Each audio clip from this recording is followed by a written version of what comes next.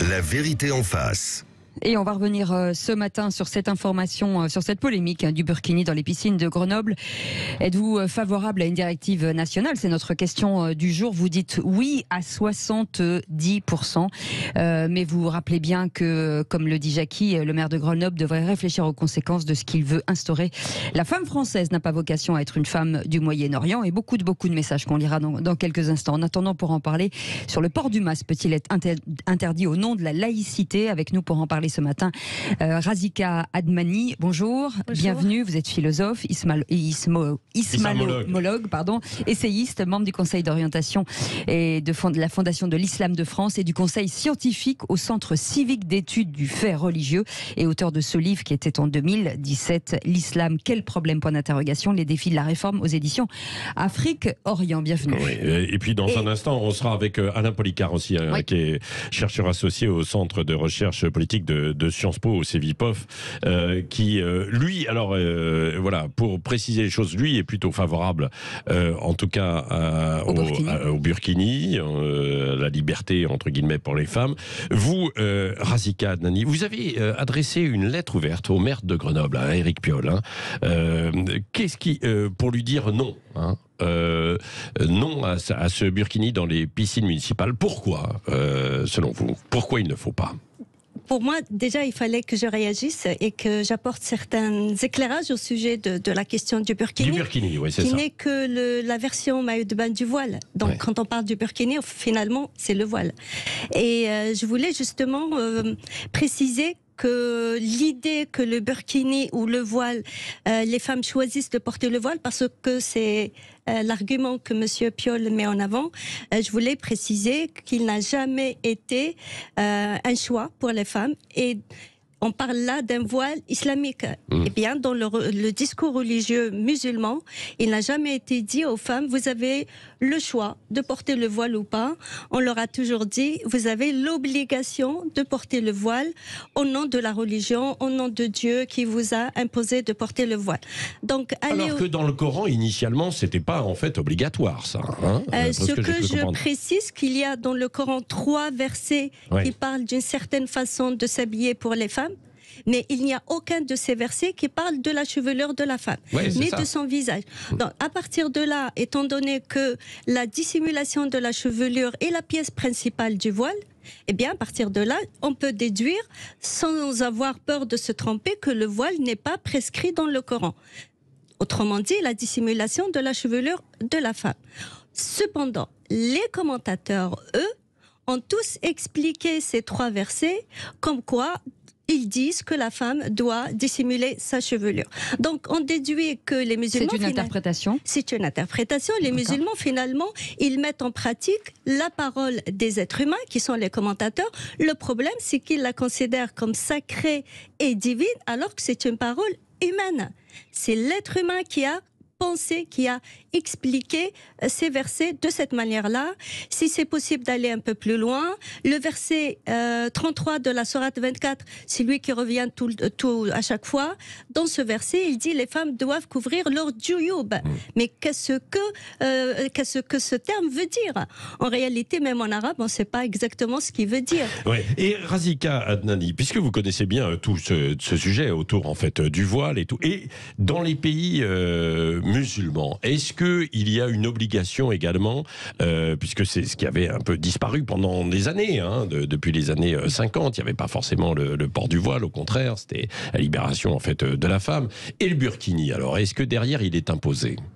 Le port du voile a été très critiqué, comme vous venez de le dire, au début du XXe siècle, avec l'époque qu'on appelle l'époque de la Nahda, qui est un terme arabe, qui signifie renaissance ou réveil.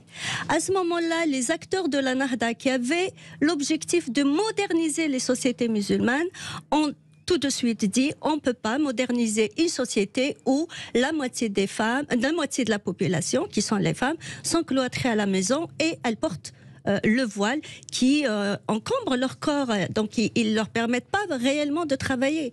Même un des religieux les plus connus en Égypte, Mohamed Abdou, a dit que la femme égyptienne paysanne ne peut pas sortir de sa pauvreté avec un tel voile qui lui encombre tout le corps.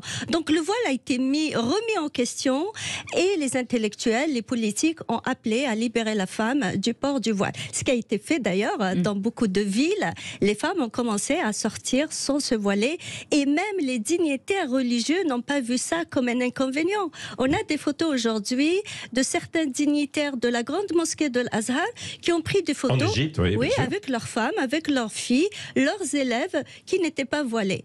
Cependant, les frères musulmans en 1928, qui ont créé la confrérie des frères musulmans, qui avait comme objectif de réislamiser les sociétés musulmanes, ont vu dans le voile une arme pour justement aller vers cette réislamisation. Pourquoi ? Parce que pour eux, la société musulmane doit avoir l'aspect d'une société musulmane différente d'une société occidentale. Et le voile est l'un des meilleurs moyens pour donner à cette société une image, un aspect qu'on voit de l'extérieur qui dit qu'on est dans une société musulmane. Ils ont raison. De toute manière, si vous allez dans un pays, quand vous descendez de l'avion, si vous voyez que les femmes sont voilées, vous dites « je suis dans un pays musulman ». Donc, à partir de là, ils ont imposé à nouveau le voile aux femmes.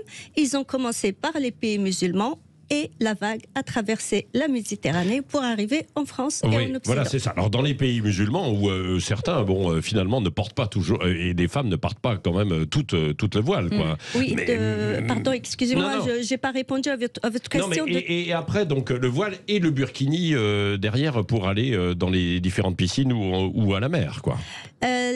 Le voile, certains pays l'obligent. C'est votre question de tout à l'heure. Ouais. L'Iran, l'Arabie Saoudite, ils obligent les femmes à porter le voile, c'est dans la loi. D'autres pays, non. L'Algérie, la Tunisie, le Maroc ne l'obligent pas. Elles n'obligent pas les femmes à le porter. Donc, on a des femmes qui portent le voile et d'autres qui ne le portent pas. À la mer, le burkini, c'est à la mode. C'est comme ici. C'est autorisé en France, hein. Il n'y a pas d'interdiction. C'est autorisé. À la piscine, les piscines dans ces pays, je pense que les piscines connues, les grandes piscines, je crois qu'elles ne le permettent pas. Je ne peux pas donner une réponse définitive et claire parce que je ne suis pas au courant des détails. Mais je sais qu'il y a des piscines privées qui permettent le burkini. J'ai vu ça l'année dernière en Algérie où quelqu'un a donc ouvert une piscine. Il a dit voilà, je permets aux femmes de nager avec leur burkini. La ville de Rennes, depuis 2018, accepte le burkini dans ses piscines publiques. Oui, mais on dit quand même qu'il n'y a pas eu beaucoup de femmes qui ont été à la piscine à Rennes avec leur burkini depuis. Oui. Et en quoi cela vous dérange qu'il y aurait des femmes qui porteraient le burkini dans des piscines municipales Ce qui dérange, c'est que le burkini, comme le voile, est un signe de discrimination. Il discrimine les femmes par rapport aux hommes. Donc il oblige les femmes à cacher leurs cheveux, leur cou, leurs bras, leurs jambes, ce qu'il ne demande pas à l'homme. On voit là qu'il y a une pratique discriminatoire.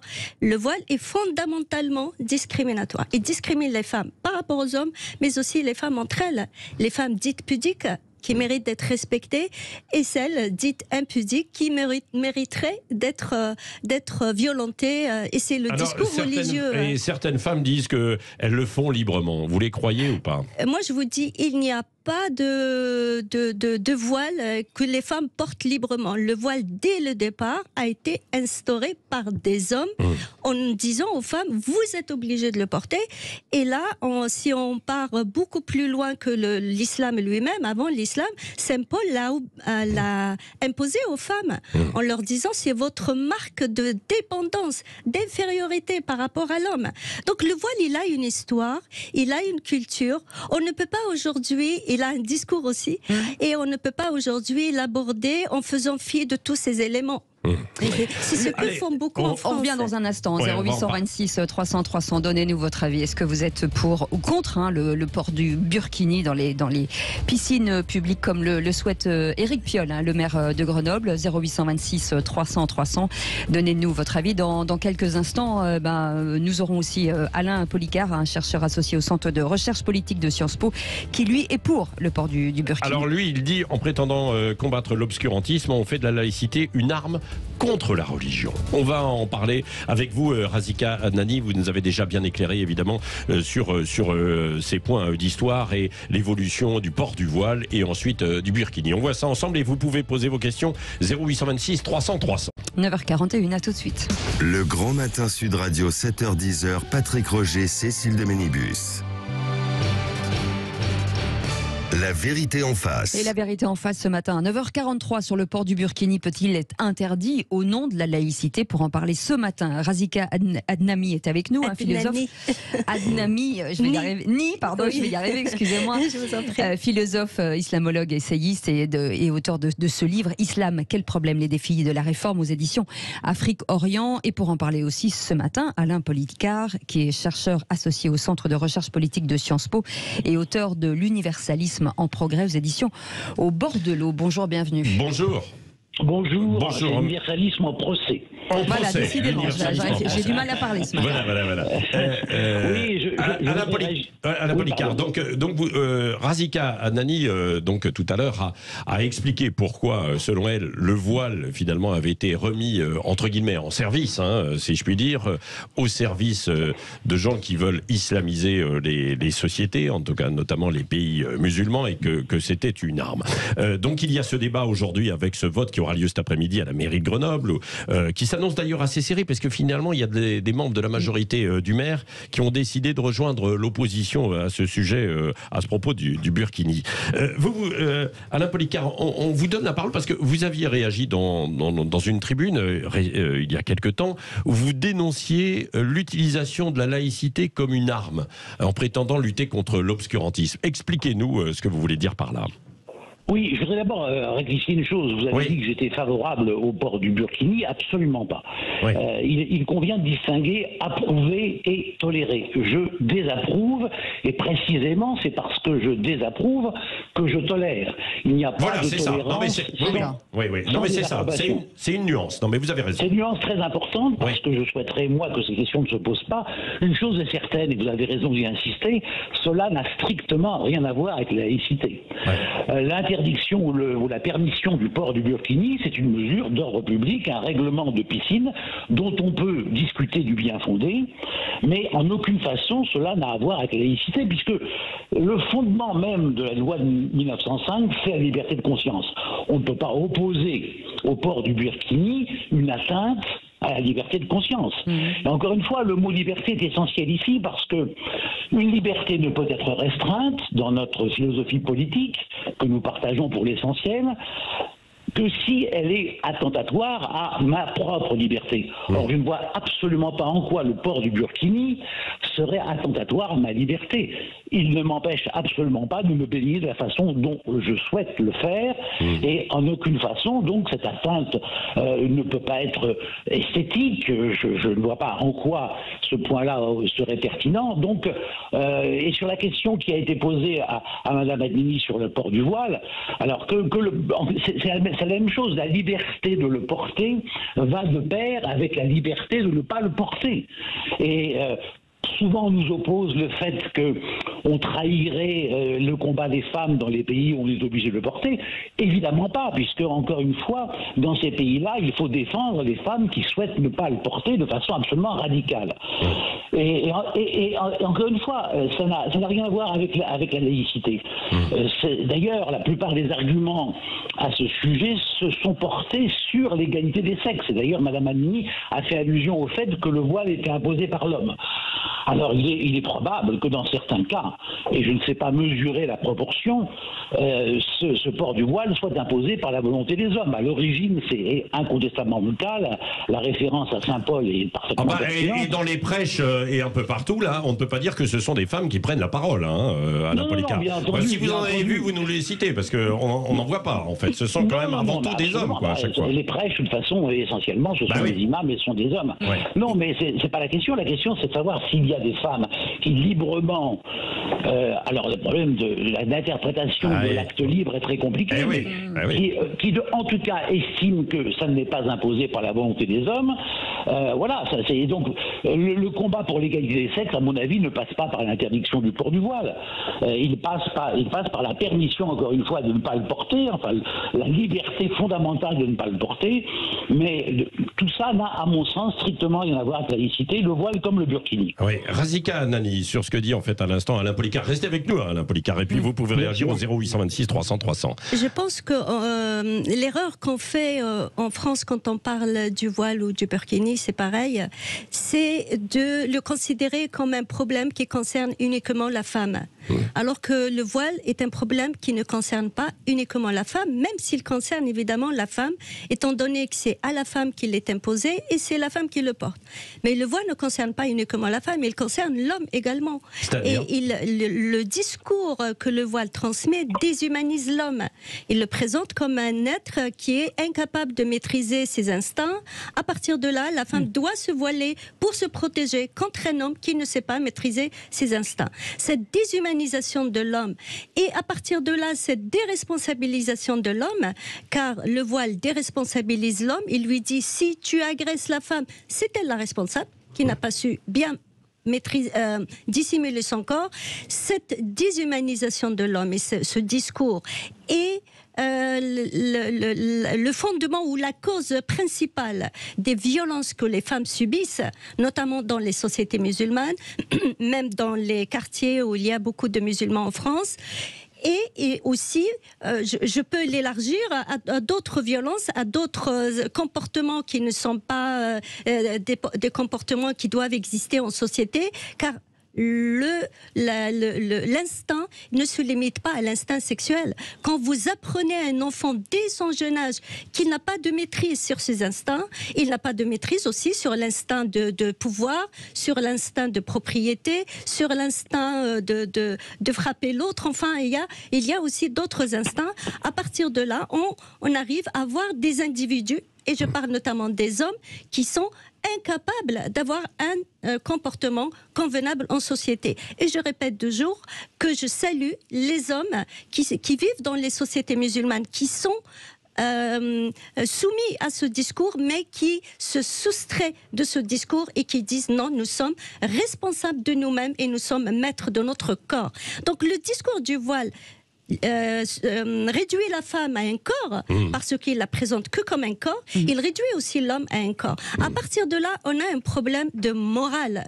Donc on est dans un problème... Oui, mais alors, la laïcité en tant que telle n'est pas concernée directement par ça, en fait. Ce que dit Alain Policart, hein, qui pourra vous répondre. Alain Policart, vous voulez réagir peut-être à ce que dit Razika Nani ? Enfin, je suis tout à fait d'accord avec elle lorsqu'elle dit que c'est l'image régressive des rapports entre les sexes, bien évidemment. Maintenant, encore une fois, on ne peut pas considérer que tous les comportements de port du voile ont en tête ce discours qui me paraît parfaitement fondé, ce que Madame Annie vient de dire est parfaitement fondé. Ce discours-là n'est pas présent nécessairement dans la tête de toutes les jeunes filles qui décident de se voiler. Alors, bien entendu, anthropologiquement, je crois qu'elle a raison de souligner que c'est une image tout à fait régressive des rapports entre les sexes, je le redis. Écoutez, moi, je parle du discours religieux tel qu'il parle du voile. Et je ne vais pas rentrer dans chaque personne ce qu'elle dit. Bien sûr. Parce que déjà, on sait très bien qu'une personne peut vous dire « je suis libre » alors qu'elle ne l'est pas du tout. Donc moi, ce qui m'intéresse, c'est le discours religieux, comment il présente le voile, comment il le présente aux femmes et aux hommes. Et comment, à partir de là, on a beaucoup de problèmes de relations entre les hommes et les femmes. Et on a beaucoup de problèmes au sein de la société. On a aussi des problèmes qui sont en rapport avec les textes eux-mêmes, étant donné, comme je viens de le dire, qu'il n'y a aucun texte qui dit clairement que la femme doit dissimuler sa chevelure. Par contre, les musulmans prennent la parole des êtres humains comme des paroles divines, sacrées, et on n'arrive plus à discuter la question du voile. Pour beaucoup de musulmans, si vous leur dites que ce n'est pas une recommandation coranique, ils sont capables de vous agresser pour ça. Donc ils considèrent la parole humaine au même niveau équivalente à la parole divine. Ils se contredisent même avec le principe de l'unicité sans se rendre compte. importante. Donc on a des problèmes qui sont le problème du voile qui donne d'autres problèmes, il engendre d'autres problèmes, il concerne aussi d'autres problèmes. Alain Policar, je reviens sur la réaction de Jean-Michel Blanquer qui a dit que c'était une provocation et un acte anti-universel. Oui, enfin ça, Jean-Michel Blanquer est spécialiste de ce genre de provocation. Il fait la chasse dans l'université aux pseudo-islamo-gauchistes. Les islamo-gauchistes étant ceux qui s'intéressent à des questions concernant les stigmatisations et les discriminations. Donc il y a effectivement un grand nombre d'islamo-gauchistes. Ce procès-là est absolument indigne. Et quand M. Darmanin propose de porter l'affaire dans le tribunal administratif, j'aimerais bien qu'il le fasse parce que je ne vois pas sur quoi se prononcerait le tribunal administratif pour aller dans le sens qu'il souhaite.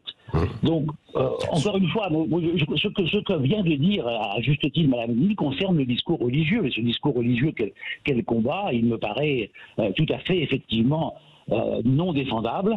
Et sur ce point-là, je suis entièrement d'accord. Mais ce qui est important, me semble-t-il, c'est que ce discours religieux n'est pas toujours à la source des comportements. Et scruter les intentions de celles qui portent le voile et décider que ces intentions vont dans le sens de l'intégrisme religieux, c'est un rapport de cause à effet extrêmement difficile à établir.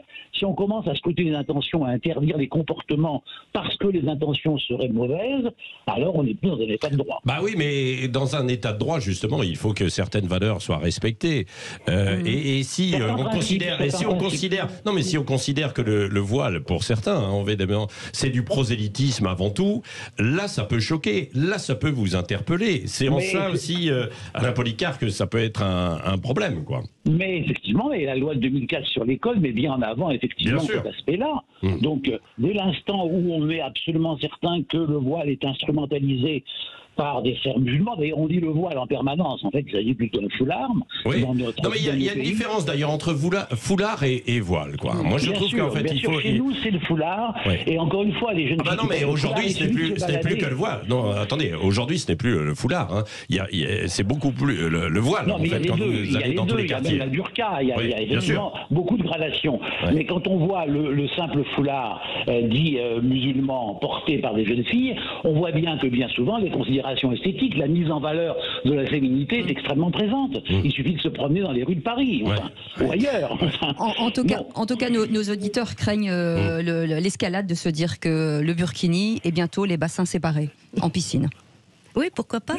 Si on commence à permettre certaines choses au nom de la religion, et pourquoi pas d'autres ? À Munich, dans des saunas extrêmement chics, il y avait des heures réservées aux femmes, des heures réservées aux hommes, des heures mixtes, tout ça. Je crois qu'on instrumentalise ces aspects-là au lieu d'apaiser. Moi, je suis. Mais comment voulez-vous apaiser quand, par exemple, il y a Alliance Citoyenne, Alliance Citoyenne qui a créé cette équipe en fait de footballeuses en hijab pour pouvoir pratiquer le football effectivement en hijab et qui sont derrière plusieurs revendications autour du burkini. Donc là, il y a une vraie question et elle n'est pas complètement anodine, vous le savez, bien sûr. Mais non, mais je ne dis pas que c'est anodin, je crois qu'il faut effectivement se préoccuper de tout ça. Mais ce que disait Mme Anini tout à l'heure concernant la préférence vers des musulmans interrogés pour la loi divine, on se fonde souvent sur un sondage qui avait été fait par l'Institut Montaigne en disant qu'un pourcentage non négligeable de musulmans disait préférer la loi divine, la charia en l'occurrence, au principe à la loi de la République. Mais tout croyant considère que le point de vue de Dieu, en fait moi je suis totalement étranger à cette problématique, je suis radicalement athée, mais le point de vue de Dieu est supérieur au point de vue de l'humain. Le problème c'est quand on ne vient plus à respecter en fait ces lois. Exactement. Absolument. Et là, il y a un véritable problème, nous sommes totalement d'accord. Mais on se rend compte qu'en France, la plupart des musulmans pratiquent tout à fait paisiblement leur religion et que se référer sans arrêt à ces histoires de voile et maintenant au burkini, à mon avis, ça ne va pas dans le sens de l'apaisement. Bon, merci Razika Adnani en tout cas d'avoir été avec nous et à vous Alain Policar autour de ce sujet. Évidemment qu'on abordera de nouveau puisqu'il y a ce conseil municipal et puis on parlait justement de burqa, etc. Tout à l'heure, ne ratez pas dans une demi-heure maintenant, invité de Valérie Expert, David Martinon. Il a été ambassadeur de France en Afghanistan. Il est toujours d'ailleurs, je ne sais plus. absolu là. Il est toujours. Ambassadeur de France en Afghanistan, et il a vu les 15 jours qui ont fait basculer Kaboul. C'est un ouvrage où, alors là, c'est terrible parce que vous l'avez vu, ce qui s'est passé. On disait que les talibans étaient plus modérés, etc. Vous avez vu les nouvelles décisions, c'est-à-dire que c'est terminé en fait, la burqa complète, terminée, donc la petite grille, etc. Les filles séparées, plus à l'école, etc. Alors c'est évidemment, il faut pas transposer ce qui se passe là-bas à ce qui se passe chez nous, mais tout de même, ça nous fait nous interroger un petit peu, quoi. Merci d'avoir été avec nous. Merci à vous. Merci à vous.